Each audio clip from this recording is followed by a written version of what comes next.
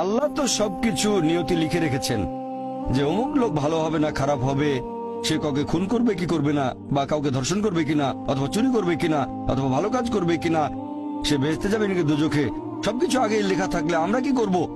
এখানে কার দোষ? যদি কাউকে খুন করি, আল্লাহ আমার কদরে লিখেছেন, আমি খুন করবো আর করে ফেললাম, এই দোষটা কার? দোষ তো আল্লাহর। তাহলে আমাকে দোজখে পাঠানো হবে কেন? আর এটা খুবই লজিক্যাল প্রশ্ন। এই প্রশ্নের উত্তরে বলবো, আমাদেরকে এই কদর বা নিয়তির ধারণা আগে বুঝতে হবে যে আল্লাহ সুবহানাহু ওয়া তাআলা আগে থেকে লিখে রেখেছেন একটা মানুষ কখন জন্মাবে, তারপরে সে কোন দেশে জন্মাবে, কখন মারা যাবে, কোন দেশে মারা যাবে। আল্লাহ পবিত্র কোরআনে বলেছেন সূরা ইসরা অধ্যায় 17 আয়াত নম্বর 14 যে যখন কোন শিশু জন্ম নেয় তার কর্মগুলো আমি তার গ্রীবালগ্ন করে দিই। একজন মানুষের ব্যাপারে আল্লাহ জানেন সে কি কি করবে, ভালো না খারাপ, সঠিক না বেঠিক, সে বেহেশতে যাবে নাকি দোজখে যাবে।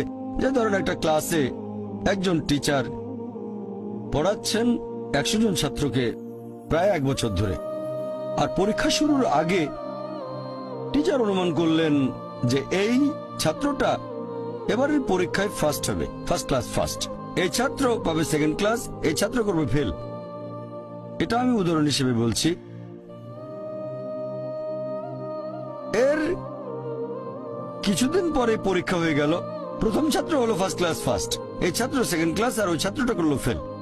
এখন আপনাদের প্রশ্ন করি, যে ছাত্র ফেল করেছে সে কি টিচারকে বলবে আপনি বলেছিলেন যে আমি ফেল করব তাই ফেল করেছি?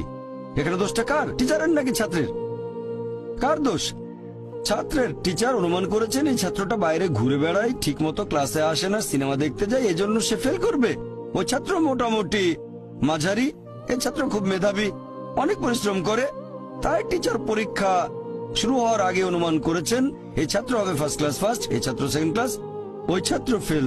তারপর আসলে ওই ছেলে ফার্স্ট ক্লাস ফার্স্ট, এই ছেলে সেকেন্ড ক্লাস, আর ওই ছাত্র ফেল। টিচার অনুমান করেছেন, তার মানে এই না যে দোষটা টিচারেরই হবে। টিচার সবাইকে পড়িয়েছেন সঠিকভাবে, সমানভাবে। একইভাবে আল্লাহ সুবহানাহু ওয়া তাআলার আছে ইলমে গায়েব, তিনি ভবিষ্যৎ সম্পর্কে জানেন। কিছু জিনিস ঠিক করা আছে যে এই লোকটা জন্মাবে অমুক দেশে, জন্মাবে অমুক দিনে, আর সে মারা যাবে অমুক দেশে অমুক তারিখে, ইত্যাদি ইত্যাদি। তার পরিবেশ ধনী হবে নাকি গরিব হবে, তবে পছন্দটা এখানে আপনার। যেমন ধরেন 12 স্ট্যান্ডার্ড পাশ করার পরে অপশন আপনার হয়তো ইঞ্জিনিয়ার হবেন, অথবা ডাক্তার হবেন, বা একজন আইনজীবী। এখানে পছন্দ আপনার, ঠিক করলেন আপনি হবেন ইঞ্জিনিয়ার।